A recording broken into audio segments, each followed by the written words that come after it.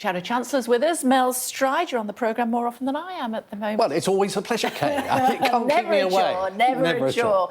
Greg Wallace, where are we? Well, look, I think, Kay, that is a matter for the BBC, OK? What really matters that's happening today over in the House of Commons we'll come to that. The government is going to be putting through... But this is really important. I'm sure, this and we'll come national to it. Insurance. We'll come to it. I hope we do, because I think we need to talk about that. Absolutely, and we will come to it. But answer my question, if you would, please, first, Shadow Chancellor.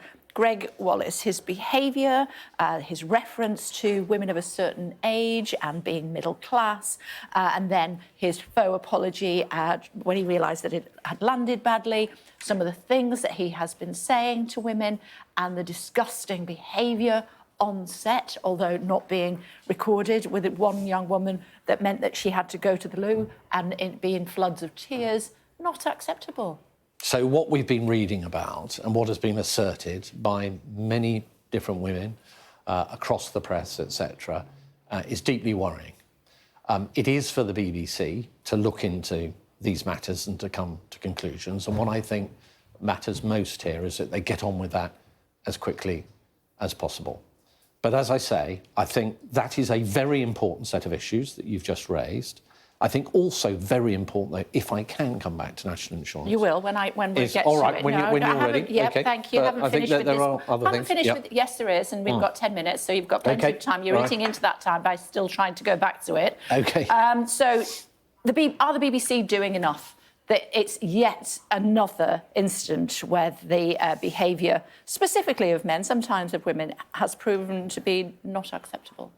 Well, any kind of behaviour of the form described that we're reading about in our newspapers and are out on the airwaves there is clearly, on the face of it, unacceptable. And we need to be a society in which women go into the workforce or go into programmes or TV series, whatever it may be, and don't feel that they're going to be subjected to that kind of behaviour. Is deeply offensive and it's completely wrong.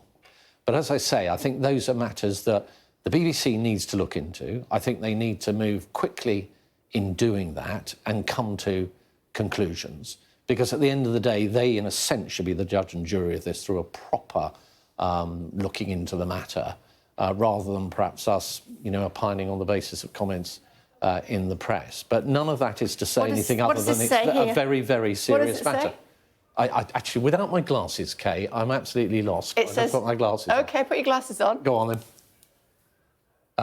National insurance, right, hurrah! OK, well, rather not hurrah. Complete doom and gloom, but I'm glad it's on your list. Tell me. Well, look, shall I talk about that? Yes, please. Look, we had a government that, during the general election, made several hard and fast pledges, and one of them was that it wouldn't be putting taxes up left, right and centre, and specifically in its manifesto it said it would not be increasing national insurance. Now, that is exactly what it is now. They signposted long before it was in the budget, though, that they were going to do it. They gave reassurances during the general election. It is there in black and white in their manifesto. They would not put it up. Paul Johnson of the IFS said that this is a breach of their manifesto. So don't just take it from me. It is a clear breach. But what really matters now is the impact that this is going to have on the economy and on businesses that are struggling up and down the country. This is a huge hammer blow to those businesses. And not just businesses as we normally think of them, but also those businesses that are providing public services, such as our hospices, some GP surgeries, Marie Curie, those kind of organisations are going to be really clobbered by this. Now, the Office of Budget Responsibility, the independent forecaster, says all of this will lead to lower growth, which is what the government tells us it's trying to achieve, lower growth, lower wages, higher unemployment, higher inflation, higher interest rates for longer, so more expensive mortgages, for example, because of the approach that this government is taking, and we think that's wrong.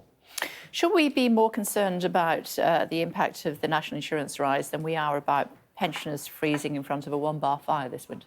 We should be concerned about both. So another broken promise. The government very clearly, in the run-up to the election, said, for example, that they would not be means testing the winter fuel payment. That's going to affect 10 million pensioners.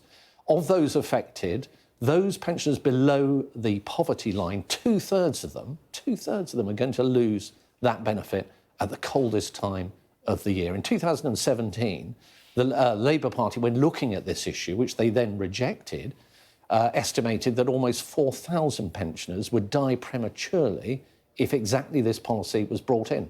You've seen the same thing with farmers, the farm tax.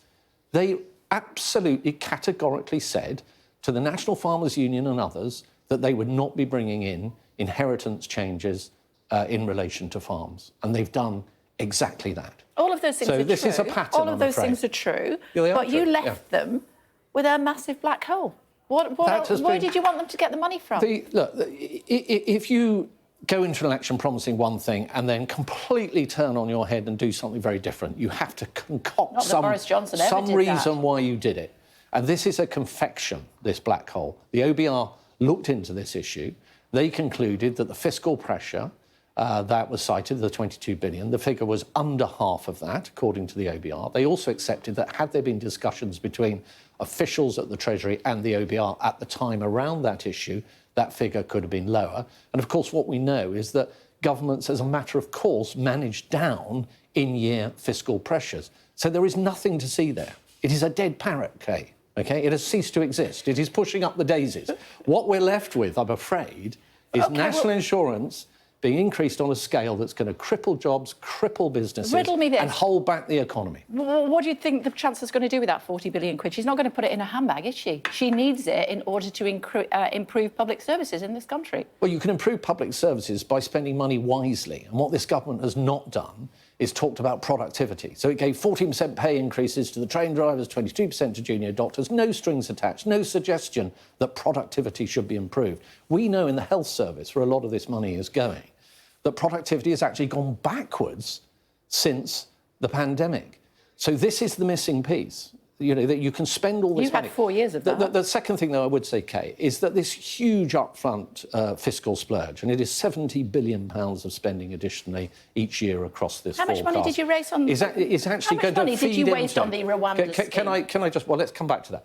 But on this point, we will come back. It's probably on your list, isn't it? It's got Rwanda down there. OK, good. We'll come to it. We will come to it.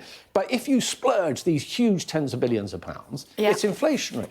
And inflation is higher under the forecast for this budget than it was under the budget that we came forward with back in the spring. And the consequences of that, of course, are higher interest rates, higher mortgage costs, things that slow the economy down, which is why growth across the forecast under this government is going to be lower than it was under our government. But coming to Rwanda... Yeah, go on. The wasted money is because the scheme was scrapped. Great, OK. We're getting through your agenda. Yeah. The reason there was money that was arguably wasted was that the Labour government scrapped the scheme before it came into operation. We had passed the legislation. You spent hundreds of millions... No, stop it. You'd spent hundreds of millions of pounds on the Rwanda scheme, and you'd had more Home Secretaries go there than anybody that had been sent as a result of the scheme. And we were on the brink of getting the flights off the ground. No, we were. Of course you were. We were on the brink. We had the planes booked. And look, why didn't you wait until the planes had gone and then call the election in November? Elections are called at a particular time for a variety of different issues, not necessarily just where the planes get off the ground. But the fact remains that the planes were ready to go and the deterrent effect was already working. If you remember, there were migrants waiting in France who were not coming across because they were waiting for a Labour government. They were waiting for their friend. Their friend says the BBC, who went. Anecdotally. The numbers show it. The numbers show it, and also the BBC went over and interviewed people in the camps. We also saw migrants going from Northern Ireland into Ireland in order to escape our jurisdiction when we had passed the legislation because of the deterrent effect. And when it came to Albania, if you remember, we had a returns arrangement. To do with Rwanda. But it is to do with deterrence. Yeah, but it's the same effect. To do with Rwanda. But it's the same point. So 93% reduction in the number of Albanians coming here illegally because there was an effective deterrent in place, and that's what Rwanda would have provided if Labour had not scrapped it and wasted all that sunk cost. OK. Do you want to talk about the Elgin Marbles or not? If it's on your list, It is on my list. I think we should. Should they be returned to Greece? I don't think so, no. I think that they were, and I'm actually a guide I'm qualified to guide the British Museum, actually, so I have a personal interest. You mention it every time you're on. Good. Yeah, okay. And Windsor as well, right? And Windsor Castle and all sorts of other places. I do my research. So I'm very interested in the British Museum. And no, I don't think so, because I think at the time that we took possession of those, they went into the museum, that was legitimate. I think they've been kept very safely there. The British Museum but they're not ours. But, well, the problem is, though, you could say that of any artefact in any museum anywhere in the world that is not from So we should give the plenty country back, then. where that museum is. So where do you stop, Kay? You give back the Elgin Marbles, you know, does France have to give back the Mona Lisa to Italy? You know, where do you stop with that kind of argument? It's in a very safe place, incredibly well looked after, beautifully presented. It is a world-class museum, the British Museum, with visitors from all over the world who can see those treasures, along with others from other parts of the world as well. Which is full of stolen stuff. Well, that's your phraseology. I wouldn't describe it like that. These items, you've got the Rosetta Stone there. Should that be going back to Egypt? You know, where do you end? There's a world-class museum in Athens that's got an empty wall that was built just for those Parthenon marbles. Well, that may be the case, but I don't think that. Should we give it back on a permanent loan? Well, it wouldn't. It would require an act of Parliament. Not to do a permanent loan. No, maybe not a loan, actually. You're probably right. To return them would require an act of... Well, it's something that I believe George Osborne... when he was in charge at the British Museum, was definitely talking to the Greeks about... Do you think that's an idea? I would be loath to go and make that step. I think once they've gone from our shores, you might not see them again. And I think they belong in the British Museum. I'm not going to let you come. Okay. What else have you got on your list? Does it say end of interview? It's always great to see you. Thanks. Oh, will you be watching MasterChef at Christmas? Probably, because my family are very into it. So almost. So we can forgive his indiscretions then. Well, look, if there are indiscretions, then clearly they have to be dealt with, and they are serious. And I think I've made that point very clear. But I think the BBC does need to look into these issues, crack on with it, get on with it, get to the bottom of it. That's the way to address it. Always a pleasure. Thanks for joining us. All right. Thanks, Kate. Appreciate it. Thank you.